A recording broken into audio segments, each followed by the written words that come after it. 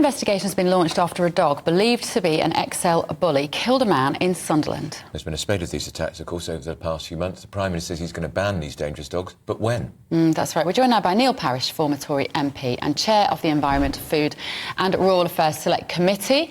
And Neil, you think these dogs should be banned. Also joining us now is Hannah Molley, canine behaviourist from Kent. You don't think this is the answer. Neil, let me come to you. It's awful when we see these headlines. This story broke yesterday about this other person losing their life at the jaws of one of these awful animals. Why should they be banned, in your opinion? Yeah, I mean, I think the trouble is with the size of the dog, you know, the XL bully American dog, it is the size and scale of it, so that if it does turn nasty, it is particularly dangerous and particularly fatal in this case, which is terrible. I think the problem really is that all the time there's a criminal element very often out there who are training these dogs as protection dogs for themselves, and they will crossbreed and bring in another breed. So we've got to be careful all the time, not just to pick on the dog. We've got to make sure that the people handling them and looking after them are also looked into, because, you know, if you treat a dog in a very bad way in order to make it a status dog to protect you, perhaps you're drug dealing or whatever, you want some sort of protection, this is what we've got to watch out for. So I think we want to make sure it's the deed of the dog, not necessarily the breed. But I can understand in this case, the bigger the dog, the more dangerous they are. But the trouble is, you see, the criminal element out there will look for different crossbreeds and they will breed up something else. So we've got to be careful as we ban dogs that we just don't make it difficult for a legitimate dog owner and a passive dog. And this is why when we did inquiries into it, it's not quite as simple as just banning a breed, because they will look for another one. OK, let's bring Hannah in. Hannah, we think so far in the last 12 months, 6 people have died as a result of being attacked by these XL bully dogs. Surely they have to be banned. And now?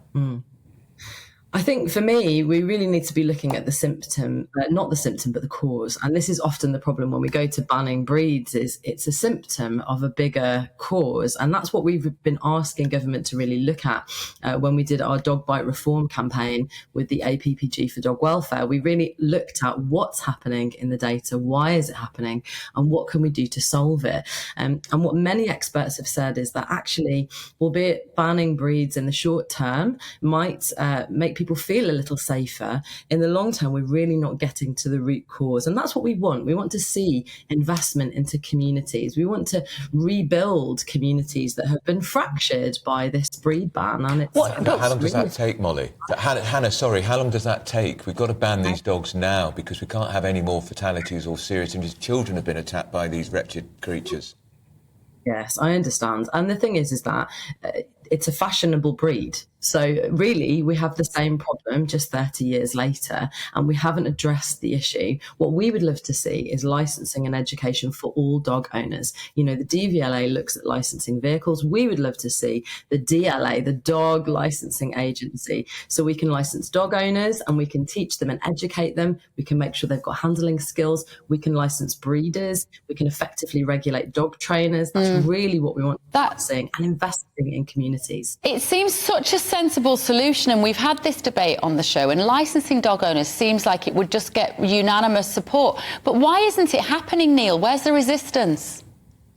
Well, I think what the problem is that you've got the legitimate dog owner who will actually go to the courses and very much do the right thing. The other problem is that you still won't get to the criminal element, which is really the more dangerous, because they are the ones which train their dogs to be dangerous. And most dogs will be dangerous if you train them in that way. So I think we've got to, not only is it looking at legitimate dog owner, but we've got to have more resources out there looking for the dangerous dogs and those that are keeping dangerous dogs to protect themselves and will attack others. In the meantime, of course, make sure that these types of breeds are muzzled when they are out, so therefore that if they do get loose, they are not as dangerous. So the things we can do in between, I'm not so keen on making everybody have a license, because I feel all the time you are concentrating on the legitimate dog owner. We're still not got enough resources from council and government and others actually dealing with those in society. But you see, I would just... dangerous dogs. But Hannah, you can't ever guarantee, can you, that a dog won't bite someone, even the nicest, most placid dog. So why not licence them all? Yeah, the truth is that we saw before, just after lockdown, and the Paw report showed us that over a third of dog owners had little to no recall. So we have an irresponsible dog ownership issue across the board, across the UK. And when we look at footage like the footage that you've just shown us, and we look at more of the veterinary forensic evidence around some of these cases, that particular dog in Birmingham, when caught, was taken to the vets, and it was found to have been so lacking in water that it almost died. It was immediately put on liquid. So that dog was out in the heat of the day on a day that it shouldn't have been out. It shouldn't have been out. It had a panic attack. It attacked lots of people. So, what I would hate to see is that what we're doing is blaming an animal that we have bred, ultimately dogs that are dangerously out of control in public, that have been badly bred or they're frustrated. We have created that problem, regardless of what the breed of dog is. So I totally hear that, the criminal aspect for this, I would argue, is maybe 1%. And 99% of the issue is not being dealt with by banning this breed, is my thought. Neil, you were an MP for a long time. The Prime Minister has said he's going to ban these dogs. How quickly can they do it? If there was a political will, and I can't see there's going to be any objections on the Labour benches and the Lib Dem benches, this could be done in 1 or 2 days, couldn't it? And it should be too. Yeah, it can be done quite quickly because it can be attached to particular legislation, that's going through Parliament, and so it can be done very quickly. It should be done. It can be done, I think, as secondary legislation, not as primary legislation. So it can be done quickly and bring it in and actually try and make sure that these dogs are banned. But like I said, in the future, we've got to be much more careful as to what dogs are bred, because they will breed another dangerous dog. That's the problem. But we must act now on this particular breed. No doubt about it.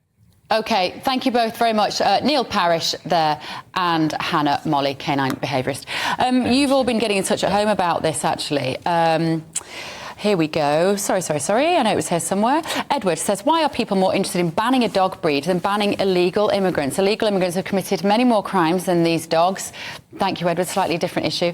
Keith says, all dogs should be muzzled in public places. I think that's right. And even if they're a Jack Russell, frankly, because they can be very yappy and difficult. Yeah, if not, their owners should be fined big time. Enough is enough. And Angela says, stop blaming the dogs and put the blame where it squarely belongs, with the humans who own them.